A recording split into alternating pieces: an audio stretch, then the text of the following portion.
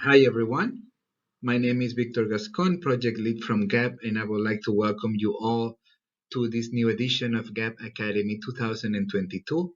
So before we start, we as usual like to give our thanks to AstraZeneca, Sanofi, Genzyme, Regeneron, Novartis, and GSK for making GAAPP Academy 2022 possible. Today, we will be talking about marketing in the digital era for NGOs, and we will divide this session in 6 topics. First, what is marketing?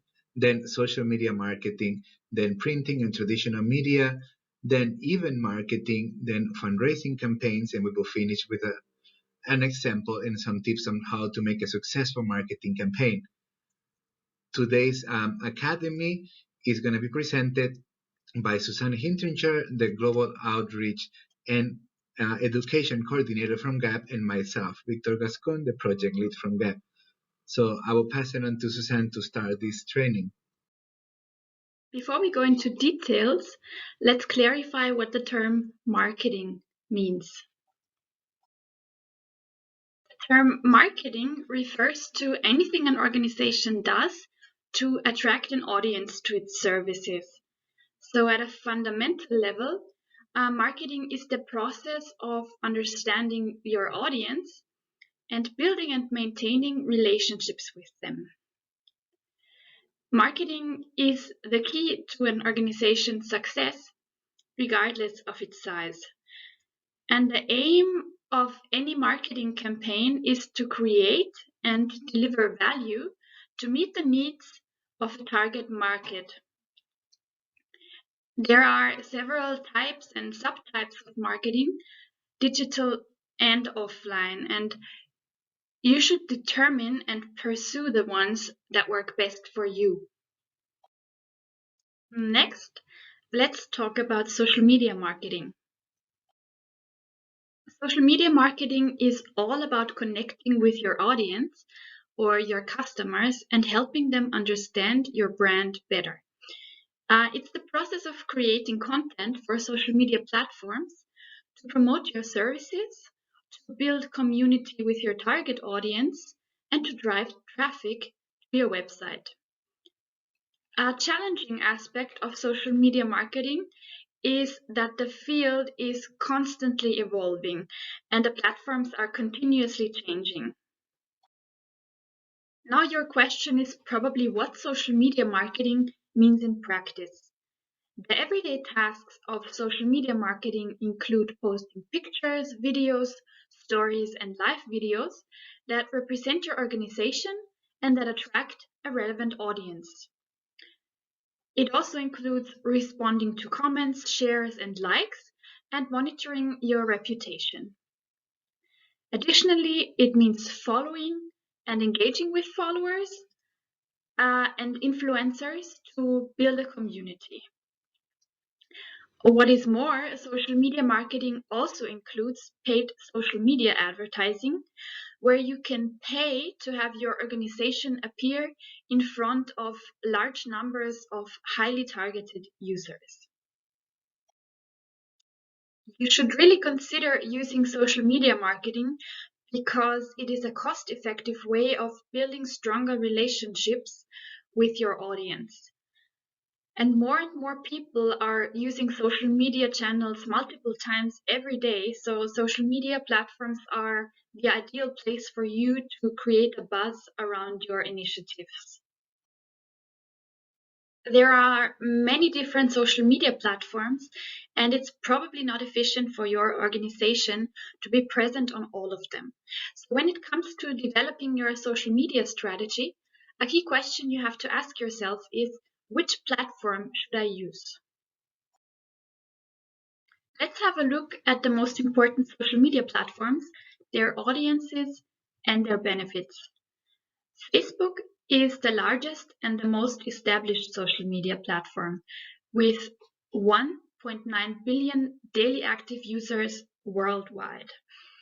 Its audience is evenly spread across Generation X and millennials, and it's a great tool for patient organizations because it offers advanced advertising tools as well as organic opportunities. It is best for brand awareness and advertising. Twitter focuses on words. It has about 211 million daily active users worldwide and is primarily used by a professional audience of millennials. It is best for public relations, customer service, and community building. Unlike Twitter, Instagram focuses on visual content. It has around 1 billion monthly active users, and its audience consists mainly of millennials. What it is best for is promoting high quality images and videos, for user generated content, and for advertising. When you think of short form video, you probably think of TikTok. The platform currently has around 1 billion active monthly global users, but it is growing rapidly these days. It is one of the best platforms for community building and for sharing short form creative video content, user generated content, and for creating brand awareness. YouTube is a highly popular platform and a great one to build community. It has over 315 million active users daily worldwide, and it's mainly used by millennials, but it also has a strong audience across gender and age demographics.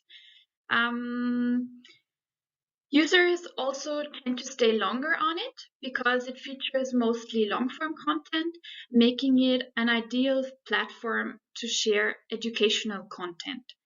YouTube is best for brand awareness, long-form entertainment, and how-to videos.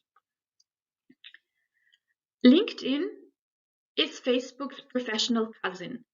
It's the only platform whose audience is clearly defined. It consists of working professionals looking to network and to seek out new opportunities. The audience consists mainly of baby boomers, Generation X, and millennials. It has 774 million active users and is best for business-to-business relationships, business development, and social selling. Next, let's briefly look at how to create a social media marketing strategy. So at first, you should research your audience, find out who your target audience is. Next, you need to determine which social platform you want to market on. Next step is setting your goals. Some examples of potential goals on social media could be reach, clicks, or engagement. Another important thing, and the next step, is getting to know your competition, find out what they are doing, and learn from them. And then you should create unique and engaging content yourself and organize a schedule for your posts on social media in order to be present regularly. To learn more about social media marketing and social media for beginners and other interesting topics related to this one, we really recommend watching our recorded webinars on our website that you see linked here. Social media marketing can be challenging. That is because social media can develop problematic dynamics.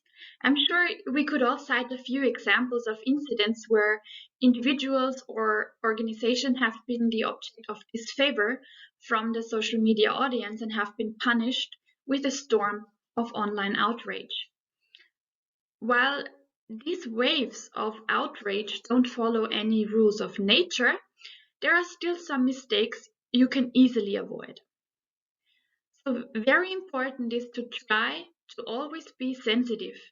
Regularly ask yourself whether your social media presence excludes any social groups. For example, are both genders adequately represented? Are all ethnic groups in your target region represented? As a general rule, you should keep in mind that your content should be as understandable and as accessible as possible to all the relevant target groups.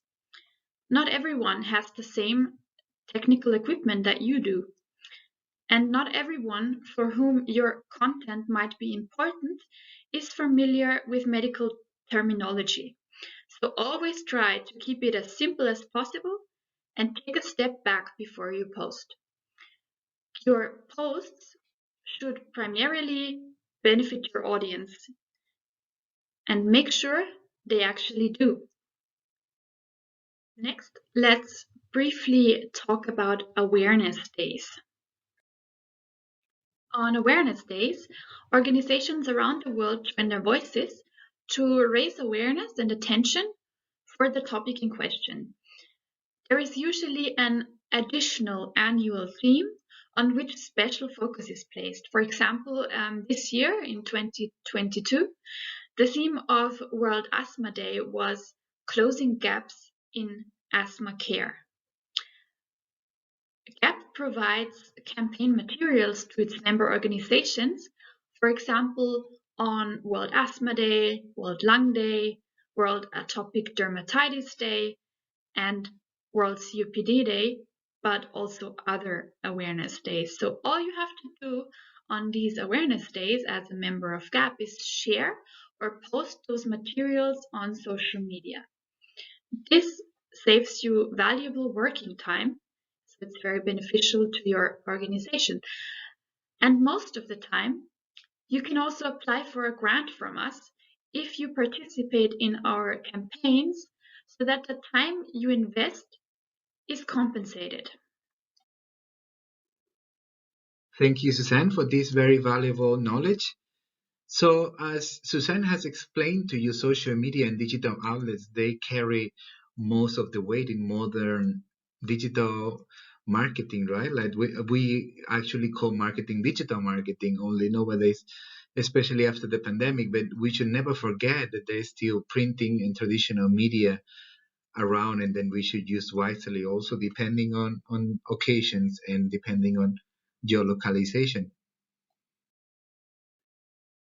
First of all, what we call digital media. So basically everything that Suzanne just spoke to you about, social media, your websites, your newsletters, EDM, SMS campaign, WhatsApp, etc. What is traditional media? Radio, TV, newspaper, publications, face-to-face markets, face-to-face dissemination, right? Those are traditional media. What are the difference? Well, the first most obvious difference is that they cater to a different public. They have a different target. Digital media normally engages with like younger generation than traditional media, but that's not all. We also have to think that especially when it comes to health, traditional media still carries a lot of weight and authority. So some, even though like many scientific publications, they have become completely online. A printed, for example, like a printed paper still carries more weight than and an online one, and it's going to be like this for a while. And it will happen also with not only with scientific publications, but also with some marketing campaign related to health. So we just have to be a little bit wise there. What channel do we choose to promote or to disseminate wherever we are working in our marketing campaign?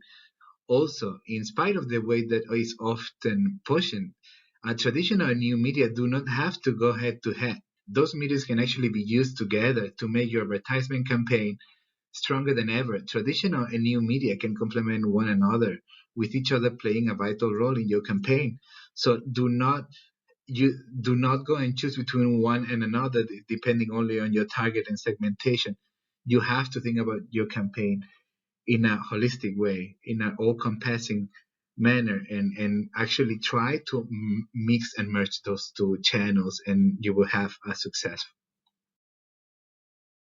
And now we will briefly talk about how modern events can help you in those marketing goals.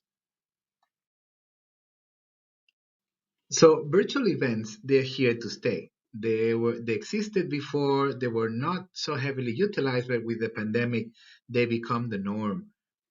Now the world is in a better place and people can travel, but virtual events or hybrid events, like we will talk later, they're here to stay, because one of the positive side effects of this pandemic, or maybe the only positive side effect, is that we have managed, as an NGO, we have managed to engage a global audience in our living room. So the world has become more globalized in that sense. And when it comes to awareness and advocacy, and we have managed to reach other people from other nations or other communities that were impossible before, and now that even the travel restrictions are eased, they will still not be able to engage in person because of travel restrictions or financial constraints. So yeah, virtual events are here to stay, but you do not have to rely on classic approaches only.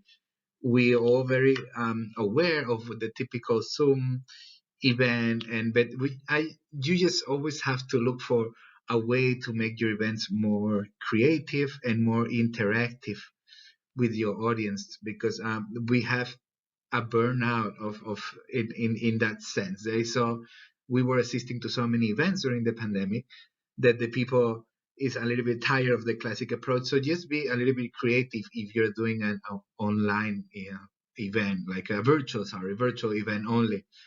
Always constantly look for technological solutions to improve your events. You may be very comfortable with one platform, but from time to time, check around, see what is there, check other events. If you like the software they are using, just check with them. Some of those solutions is something we always say. They may be expensive for individuals or companies, but they always have an NGO pricing, even if they don't advertise that on the website. So, as I always encourage you, contact those software if you're interested in changing your conferencing software, for example. Contact them and ask for NGO pricing before you make any purchase. Also, make your events more interactive, more engaging with your audience. Let them uh, be a polls, or just let them participate to, so those events, they don't become so tedious to attend.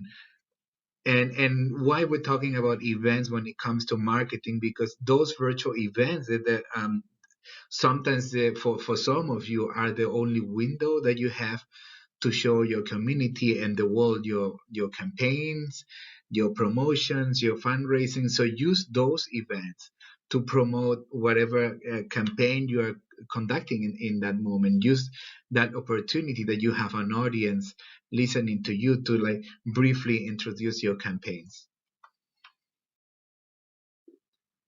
So we want to go back to in-person events, but we don't want to lose those that public that we open the windows to with virtual events. So the solution for this is hybrid events, and they're becoming the norm during this year, and I can foresee for the 1 or 2 more years to come.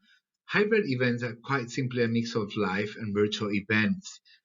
You take your live event complete with an audience and your content and etc., and you add a virtual component to it, so your audience can participate and engage with your events no matter what they are.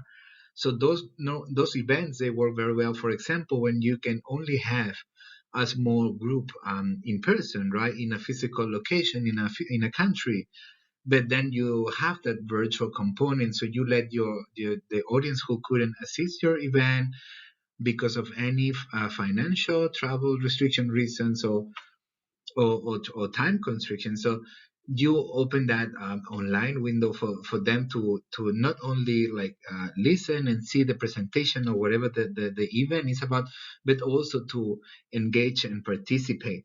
Do not close the doors to people who cannot travel. When it comes to those like hybrid and or in-person events, we go back to that to those famous flyers, right? The printing materials, all of that is going back, and it's okay. But now more than ever, we need to think whenever we are designing those flyers, those printed material, how they connect, how they interact with your social media outlets or with your website, right? Especially if it's a marketing material.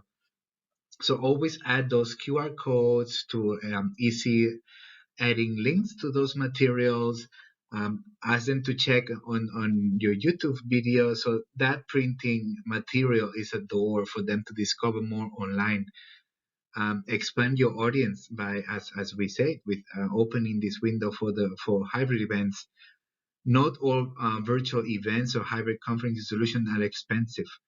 You need to ask around. I know, like at the beginning, it's a little bit imposing. It's a little bit scary to talk about, like the just like the picture we see is everything looks so professional and so expensive. Actually, there is many companies in the world nowadays, and after COVID, even more. They actually make a living out of it. This and they have different price ranges for different event size, and they have NGO discounts. So just don't be scared. Ask around, and if you have any question in GAAPP, we can always offer you that knowledge or those contacts if you need it. Uh, Also, social media. Almost every social media have like a live event or live broadcasting solution built in, right? So use those. Like for example, Facebook has live broadcasting. YouTube obviously have live broadcasting. Twitter, Instagram, obviously TikTok. So use those tools. If you don't have budget to get a company to develop that hybrid event for you, use those, leverage on your social media because it's free, and that's another way that you can provide hybrid event, that the online portion of the hybrid event.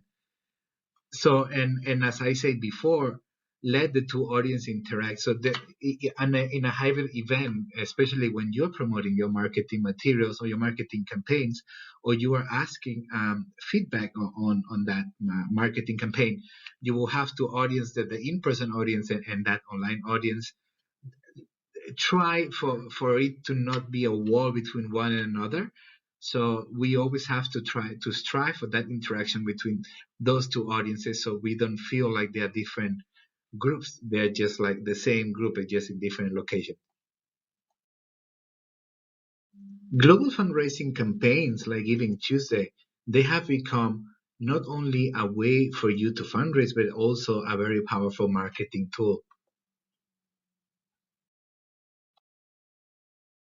There are many different yearly campaigns or movement like Giving Tuesday, so we encourage you to check what is popular in your local region. But we are going to give an example of Giving Tuesday, since it has become more or less the global force in that kind of global fundraising. So Giving Tuesday started around 2012, and to encourage people to do more good and use that one day, which is the same week as the Black Friday, to increase to like those increase the funding of nonprofits massively.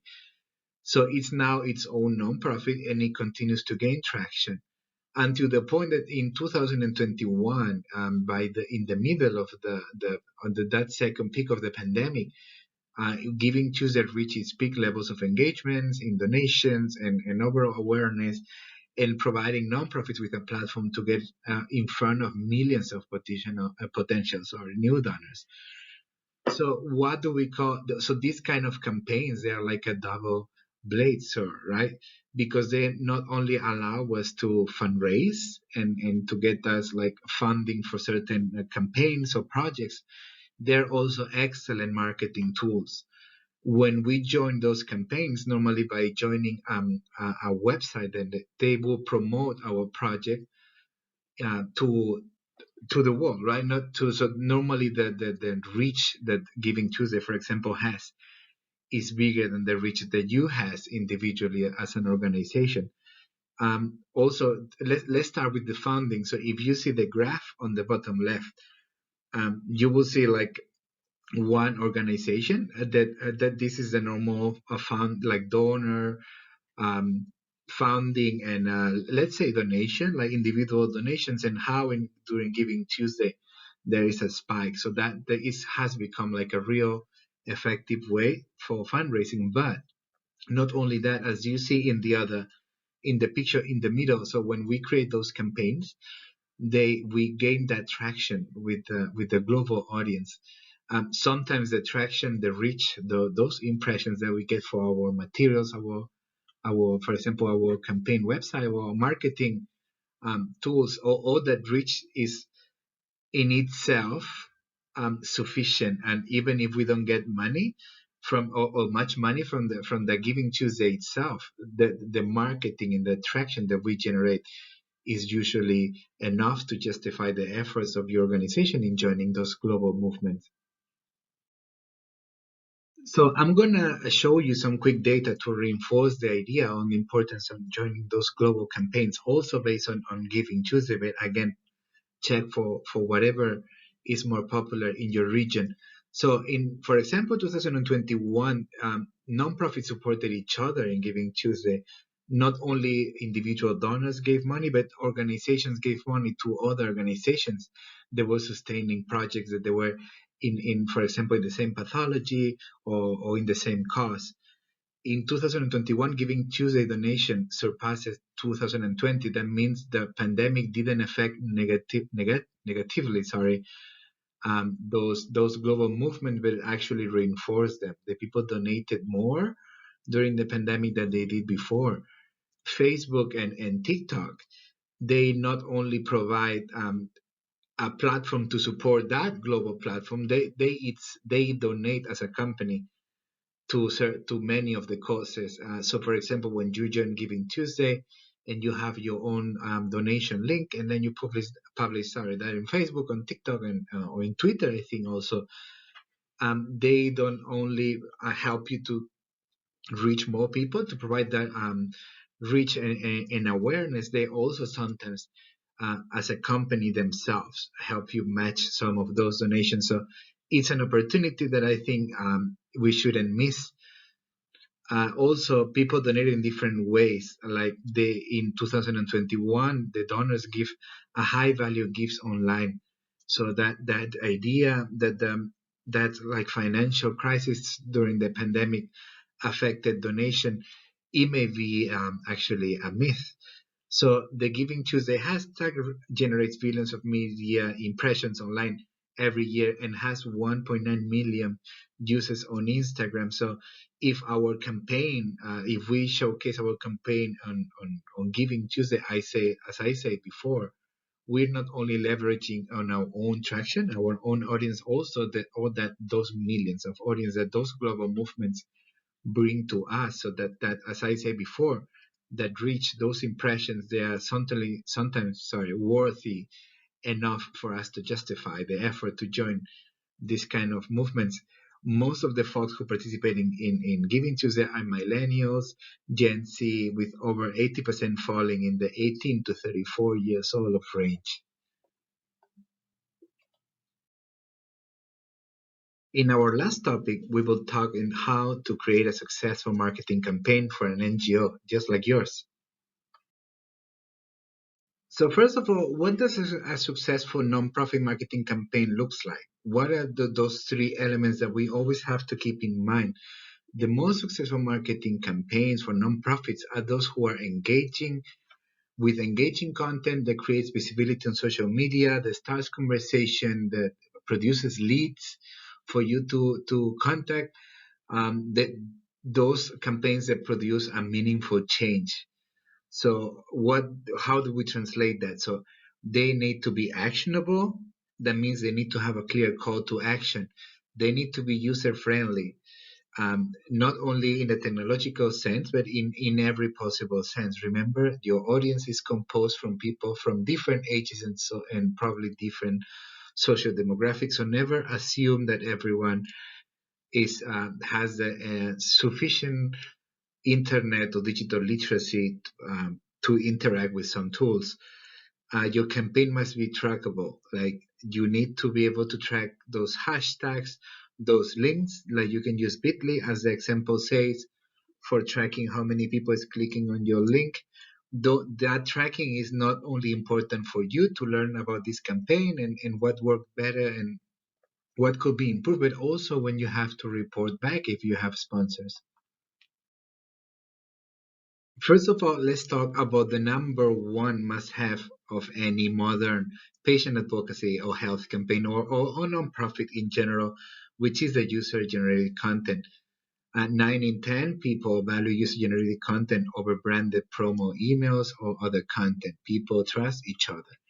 Sometimes we have to compromise to have a very high quality, high definition video marketing produced with a lot of budget to have that video produced by that patient advocate at their home, at their kitchen, just like some of the examples that you see in this slide.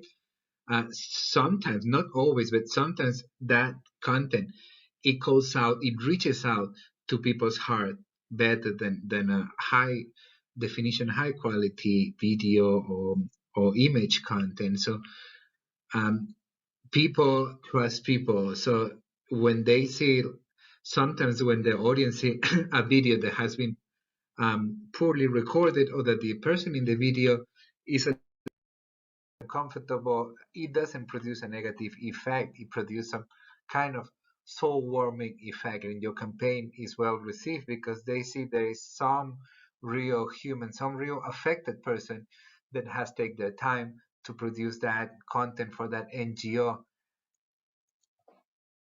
Talk about segmentation and targeting. With all the data that is there to collect, personalization is now a staple marketing strategy for organizations of all sizes, really. In 2022, segmentation and personalized campaigns will become even more targeted, and that will help you that way to boost and engage your audience better. If you're looking at how to implement that segmentation on that targeting via, for example, a CRM, you can contact us and we will direct you to the proper GAAPP Academy video or point you to the right resource for you to learn how to do that. So let's quickly talk about these three big generational groups that we have in 2022. Disclaimer number one, this is very generic information.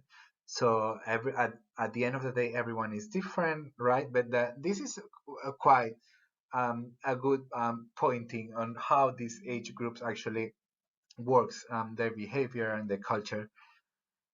Disclaimer number two, not because you have, like, for example, 43 years old, you automatically are a Gen X and you feel and your behavior is like a Gen X. Your feelings and how do you feel about yourself also affects it. Some people on that age group, they may feel they are more in they belong more in the other group, for example, right? Or the other way around. So there is always those personal factors, but this is quite accurate when it comes to describing how the people behave on those three generations.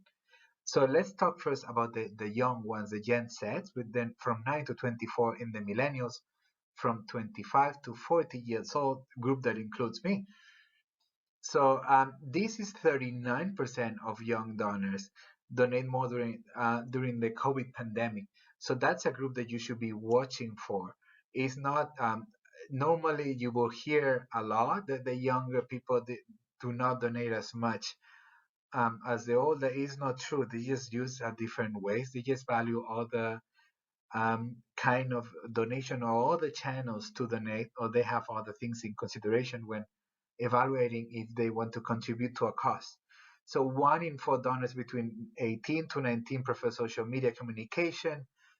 They do not want long text from nonprofits at all. They are the most likely to research nonprofits before making a donation. So that's where your reputation and your transparency is very important. The top reason millennials and Gen Z may not donate is due to poor social media presence. So that's why we have to keep our digital outlets and social media tidy, attractive, and updated. And they prefer to donate via Facebook, social media, texting, mobile apps. They want to receive updates from nonprofits monthly, and then they prefer texting and or app-based donations or using a website online. The next group is the Gen X, which is from 41 to 57 years old. The top vertical Gen X donates to its environmental conservation, plus wildlife causes, the Nature Conservancy, WWF, so they tend to donate more to those causes. Obviously, if you are if that person is a caregiver or a patient, and obviously that will affect him for he or she to donate more to health related causes, right? The number one reason Gen X may not donate to an organization is due to an outdated website. It's quite similar to the millennials or Gen Z, but they are focused more on the more modern digital outlets, while Gen X are focused more on the websites, which is um, the first digital outlet that we always had in consideration.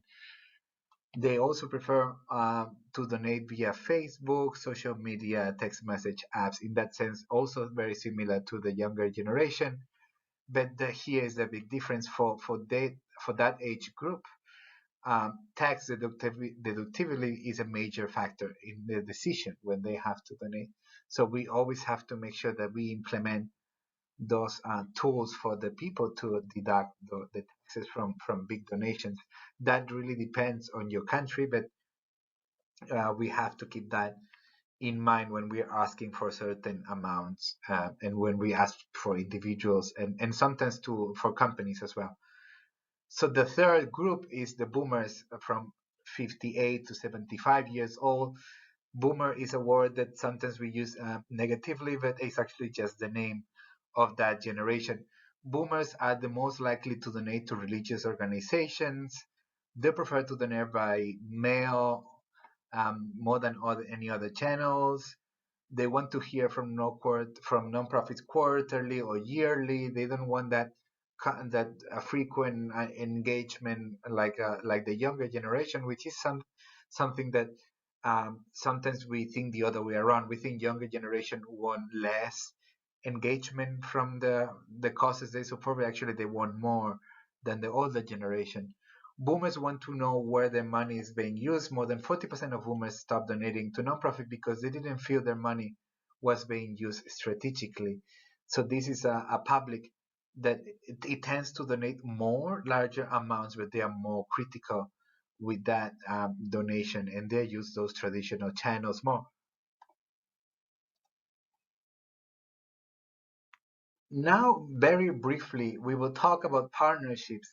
This is something that is normally more applied for big organizations, but it's something that I want you as a small organization as well to consider. Here we have two examples of big partnership from big organizations like T-Mobile with Feeding America, the UN Foundation with Trolls, which is that animation movie characters and franchise, contributing for a good cause, like partnering for a good cause.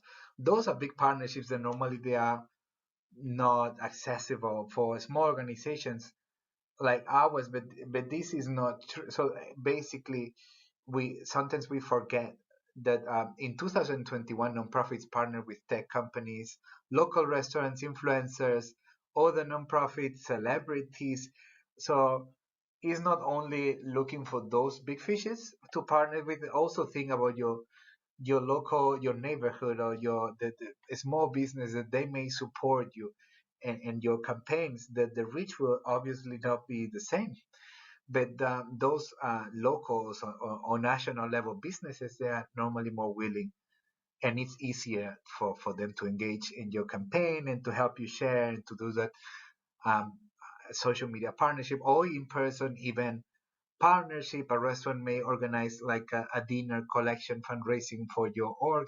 So always keep looking at what is around you, and because a small medium enterprise, they are normally willing to participate in help and contribute to good causes.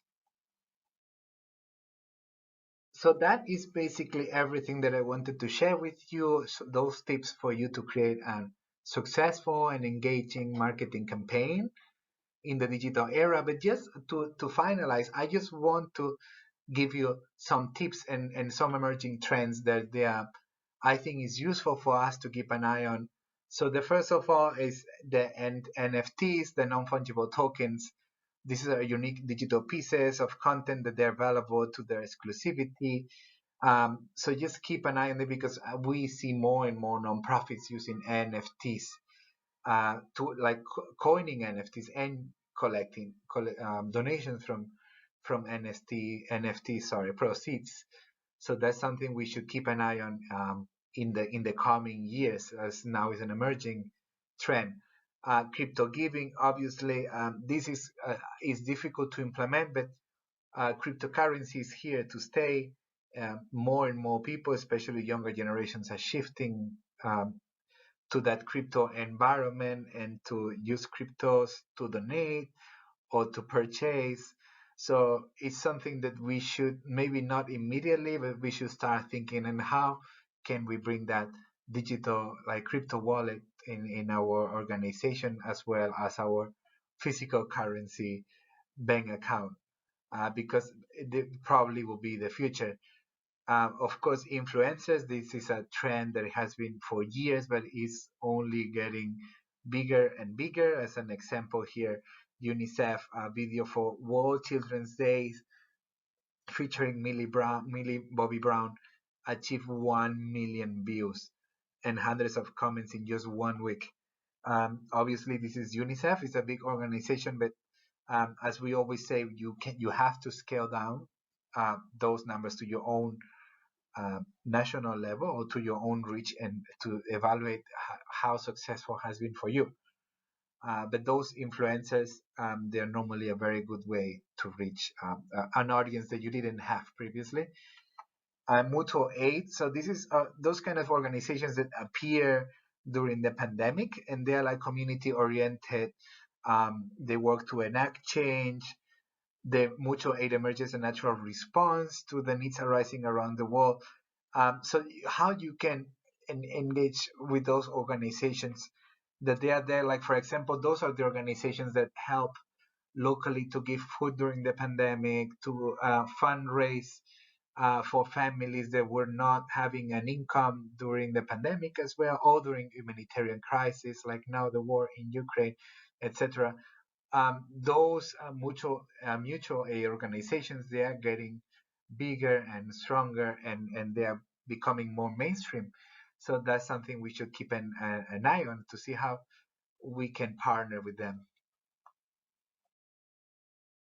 So thank you to all of you that has been like attending this webinar, whether if it's live now or if it's in archive view or on our live streaming in social media. I hope it was useful.